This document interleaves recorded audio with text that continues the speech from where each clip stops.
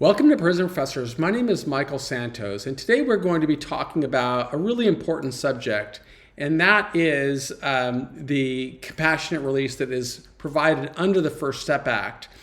So in this podcast, we're going to kind of cover 6 key points, which is 1, the United States Sentencing Commission; 2, the concept of compassionate release; 3, the importance of an extraordinary and compelling strategy; 4, we're going to go into the First Step Act; 5, we're going to go into the CARES Act; and 6, we're going to talk about, again, the importance of documenting the strategy. I have some longer articles on these different areas that are available through our website. In the link below, we will link back to the one that we just completed today on documenting the strategy. But to get started with the U.S. Sentencing Commission, what I'd like to do is share my screen with you so that I can read an article that I came across. So let me see if I can figure out how to do that by just going to the Chrome window, go to Chrome and Camera 2, and you'll see that I'm going to start reading this article called U.S. Sentencing Commission Releases a Report on Compassionate Releases During the COVID-19 Pandemic. Now, this article was published by a young woman by the name of Darlene Gonzalez. I looked her up. She happens to be a student at UCLA. I reached out to her through LinkedIn with hopes that I could apparently there's no link to her from the website here, but I reached out to her on LinkedIn with hopes that I might invite her to become an intern with us here at the Prison Professors program, because I found her interest in this work to be really inspiring. So let's go ahead and read the article, and as we're going through it, I will comment on various things, and I will comment from the perspective of a person who did 26 years in prison. So because I was in there for so long and I saw so much legislation take place, I can say that there has been nothing more powerful than the First Step Act is with regard to helping people in prison to get a mechanism that will lead them home.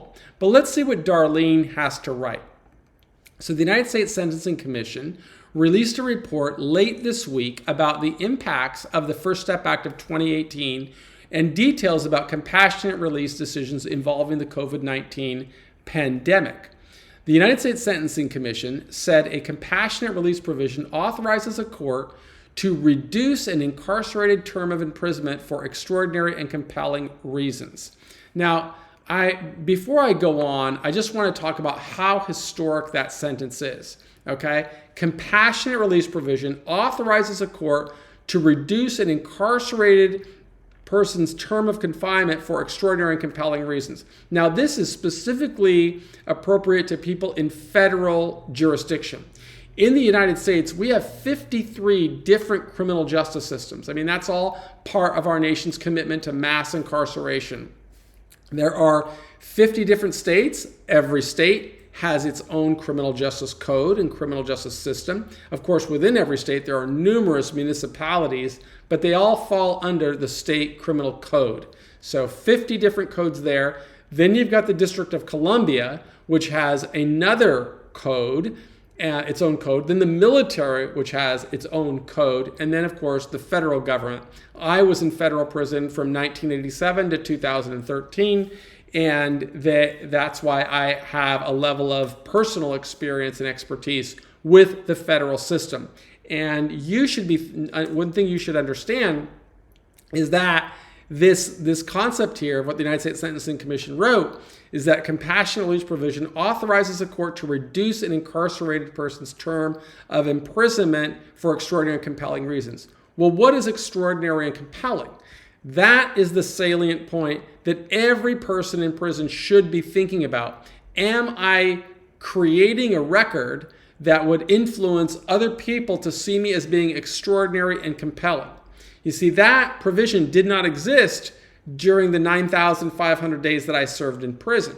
Regardless of what efforts an individual made back then, there was no mechanism in place that would result in a reduction of time.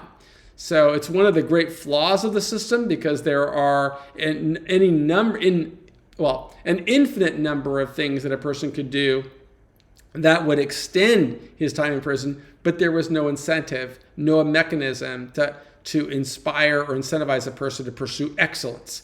And so I'm really grateful to see this type of legislation. It's a first step, but that doesn't necessarily mean that any person going into the system is absolved of responsibility. That person needs to be thinking about, how do I build an extraordinary and compelling record?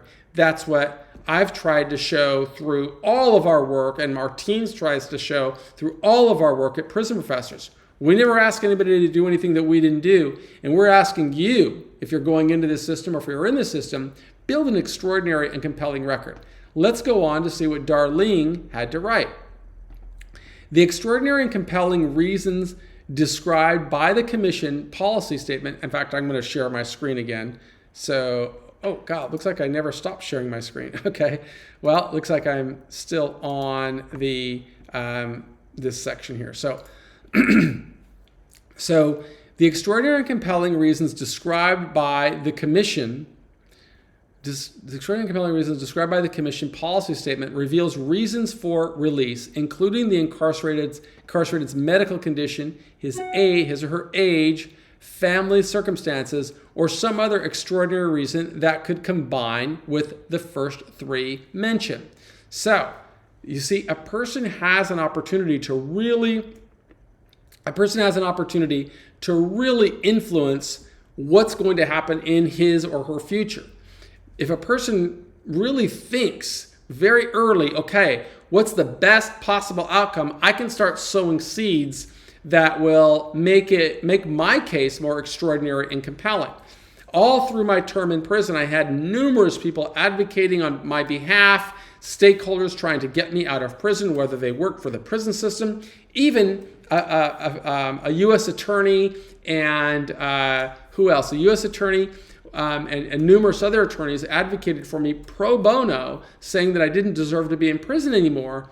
Unfortunately, at that time, there was no mechanism that would allow the government to release me. The only way to get released under the old law would have been if I had some reason to get back into court, or there would have been a presidential pardon.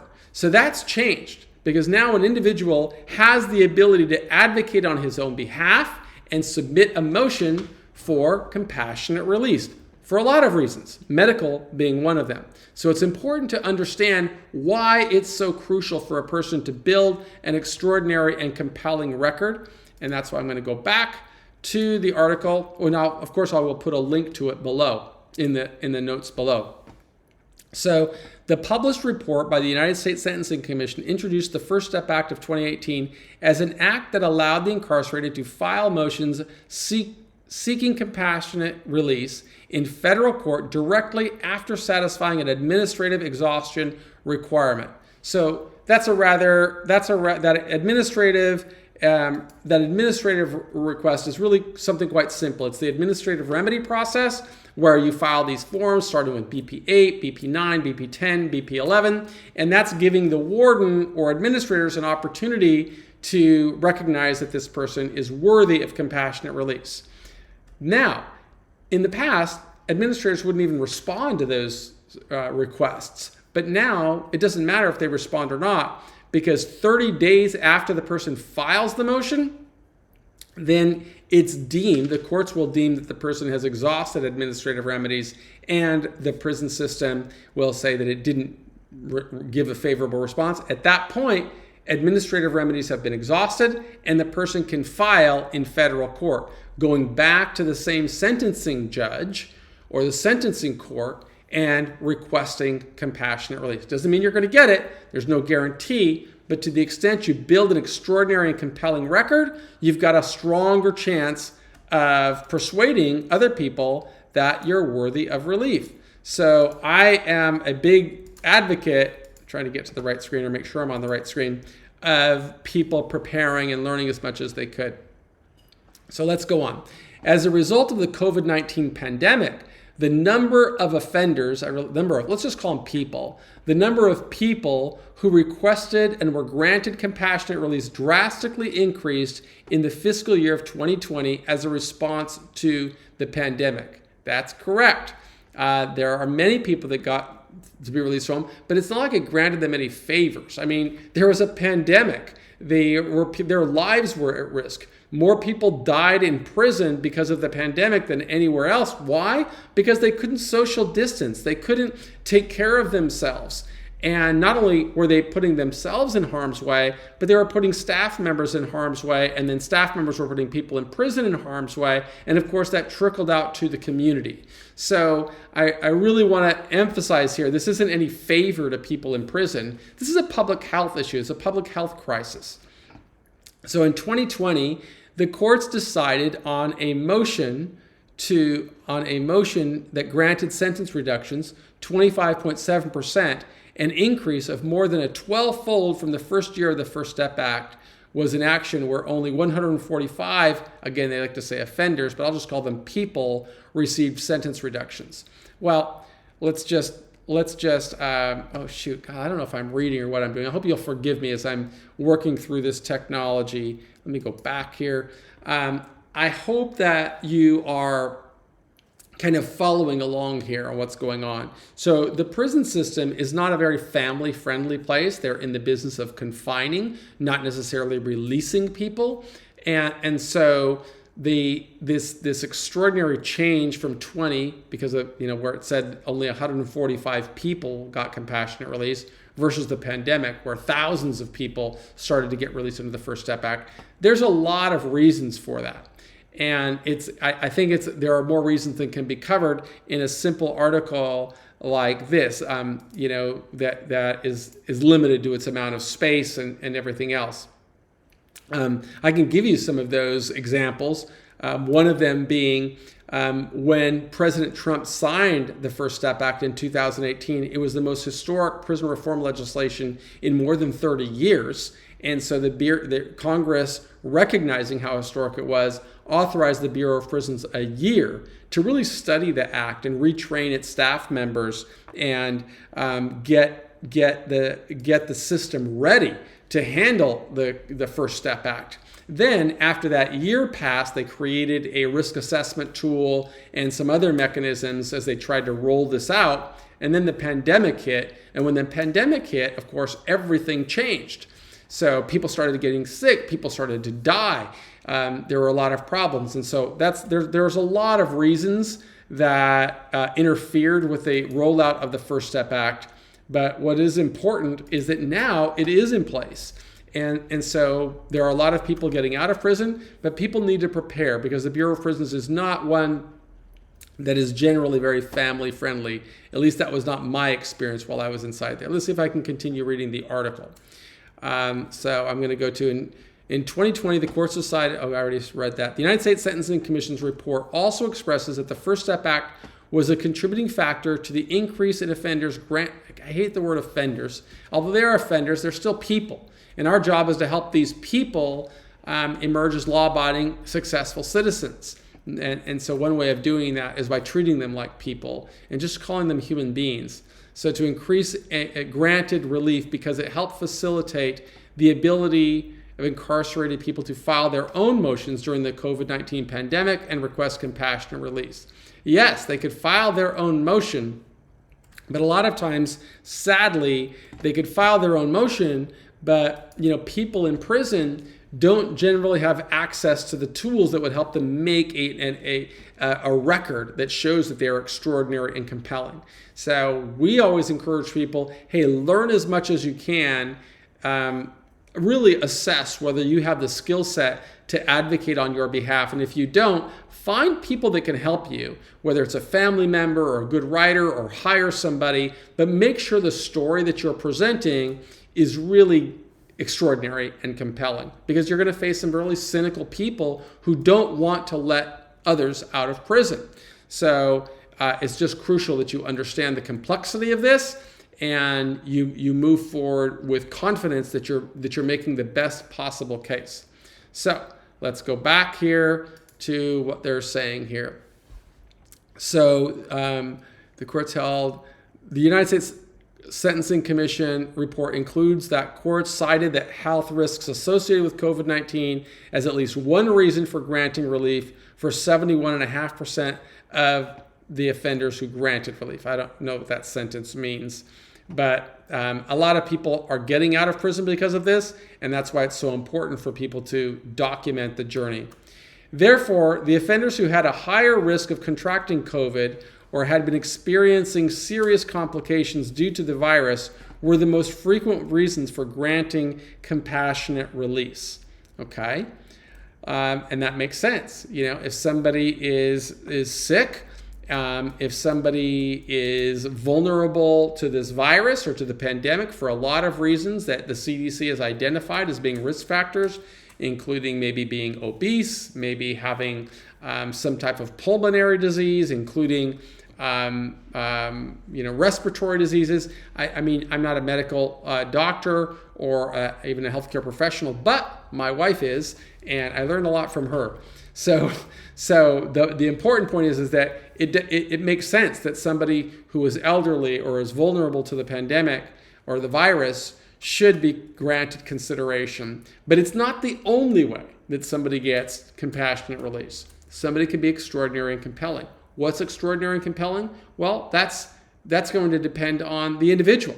What's great in your life? What have you done that the judge may not know about that makes you an awesome candidate? The more you know about that, the better off you're going to be in advocating for yourself. And hopefully you've got other people advocating for you.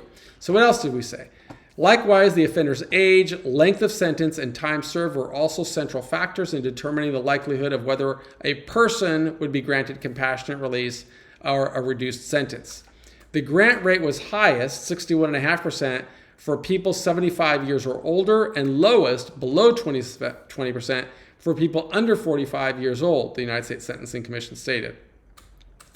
Contrastingly, the person's racial background, criminal history, or offensive conviction had very little impact on whether a person would be released or not. Across different racial groups, the commission described that there was only a 2.2% variance in the rates for granted release and a variance of 5.3% between offenders with a high release and low release based on their criminal history. The people who were granted release also received a substantial reduction in their sentences. The United States Sentencing Commission said, in the year 2020, the average reduction in sentence for people granted relief was nearly 5 years, 59 months, and more than 40% of the person's sentence. In the month-to-month analysis by the United States Sentencing Commission, there is a continual increase in people being granted compassionate release as the result of the COVID-19 emergence. In 2020, the Commission's data showed a jump from 161 people granted compassionate release in April to 270 people in May, to a rise of 299 in June, and a decrease in the final 2 months of the fiscal year. The decrease in the final 2 months is a decline that the U.S. Sentencing Commission argues as a trend the Commission expects to continue past the study period as COVID vaccines became available and the pandemic became better controlled. The Commission's report thus provides insight on the myriad of considerations that dramatically increase the granted releases for many people during the COVID-19 pandemic, as well as the First Step Act contribution as well. So let me go back to the main camera here, if I can, and just kind of recap a couple of things. Who is the United States Sentencing Commission? Well, this is a body that was put into place as a result of the 1984 Comprehensive Crime Control Bill that President Reagan, I believe, signed. This body was made up of, the commission was made up of some judges, some attorneys, some academics, some prosecutors who kind of assess what's the right sentencing like. This is what resulted in the federal sentencing guidelines. And anybody convicted of a crime after November the 1st, 1987, a crime that happened after November the 1st, 1987, theoretically would be sentenced under the 1984 Comprehensive Crime Control Act, which was put together by the United States Sentencing Commission. So that's a sentencing commission. The other thing that I wanted to talk about was this whole concept of compassionate release. This is a new, this has been around, compassionate release, under the old law. It was called Title 18, 4205G, but it was never used because the prison system never had any compassion for anyone. The only way somebody could get compassionate release under the old system was somebody would have to file, and it would go to the warden, then it would go to the regional director, then it would go to the director of the BOP, and if he approved it, then it could go to a federal judge. But without a recommendation from the director, it could not go to the federal district court judge. So there was no compassionate release. So big change, huge incentive for people in prison to start working toward building an extraordinary and compelling record of preparing for success. So, we have a video on our Prison Professors YouTube channel of Adam Clausen, who had a 213-year sentence. But because of the First Step Act, Adam was fortunate in that he got released from prison under this legislation. The First Step Act has just been a real great piece of prison reform legislation. It's still slowly being rolled out across the country, but it does give hope, and I encourage people to learn as much as they possibly can. We'll publish quite a bit here on the Prison Professors channel. The CARES Act was really directly influenced by the pandemic, which just caused our government, of course, to make extraordinary measures, and those extraordinary measures had a direct benefit to people in federal prison. Still, the individual had a responsibility and a duty to make an extraordinary and compelling case. And so that's another one of the reasons that our team at Prison Professors really emphasize the importance of documenting a journey, because you've got to think about the people you are going to encounter in the future, the people that are going to assess whether you are extraordinary and compelling.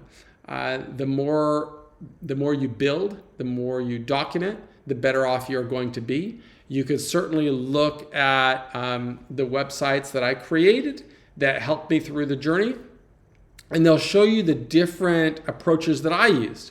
And again, I'm going to actually see if I can turn back to the Chrome sheet. I'll probably have to open a different window. But if you want to see what I'm talking about, just go to the Prison Professors website right here. And this might be too big of a window. I don't know if you can see it all. I'm going to make it a little smaller just in case, because I don't know if that's too big.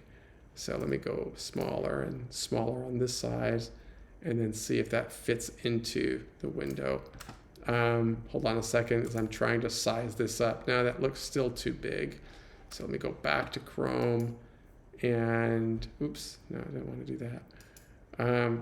Forgive me here. I was in prison my whole journey, so I'm learning how to use this technology. But I want to make this so that you can see what I'm talking about. I'm going to go like that. Now for sure you can see this, I think.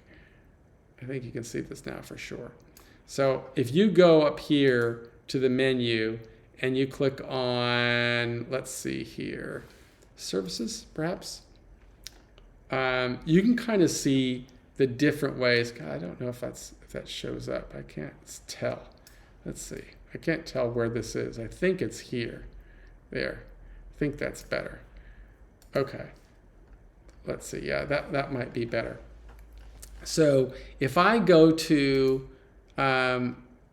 services, I think it's services, and then I scroll down on these services, there's all kinds of stories here of how to, let me just look. I'm scrolling through. It's kind of hard because I'm looking on a smaller screen than I'm used to using, but this is not what I was looking for. Start. Well, if you scroll through this page, you're going to see all the different ways that I worked to show people how to document a strategy that might make a person a better candidate for relief. I never ask anybody again to do anything that I didn't do, but you can just flip through here. I just have so much content, I can't even find it all. But you'll see it all. You'll see what I did. I really wanted to find that section that I had on reputation building or something along those lines, because that's the one that services. Okay, oh, right here. There you go. Reputation building. Here you'll see this whole story, and you can find links of all the different ways that I worked to build a record showing what it meant to be extraordinary and compelling. And you'll see all these books that I wrote while I was in prison. You can actually click on the books themselves, and you'll see when they were published. You know, I was doing this from inside of a federal prison. But all of this I created all of this with the idea of someday helping people believe that I was something more than the bad decisions that I made as a young man. So I would encourage you to read through this article and learn about all the different ways that I used to build a strong record while I was in prison. It didn't get me out of jail a day sooner, but that's because the mechanism didn't exist. Well, today, the mechanism does exist, and it's up to you to build this extraordinary record, this record of being extraordinary and compelling. And they're not my words. These are the words of the courts. These are the words of the legislator. That's what judges have to consider if they're going to grant you compassionate release. My recommendation to you is make sure that you're extraordinary and compelling. I am Michael Santos. On behalf of our whole team at Prison Professors, we really want to ask that you support our work by simply subscribing to the channel, whether you're getting it on YouTube or iTunes or through our podcast, or what else do we have? A new app that's coming out, or Alexa app. Wherever you're getting your information, we do hope that you will become a member of our community. You can get a tremendous amount of information at no charge, totally free. It just shows our commitment to striving to be the change that we want to see in the world. These are the strategies that work for me. I am absolutely confident they can help you get a better outcome, but nobody should work harder on your pursuit of liberty than you. So we believe in you, I believe in you, and I do hope that you will always be a part of our community. Thanks so much for being with Prison Professors, and visit us at prisonprofessors.com.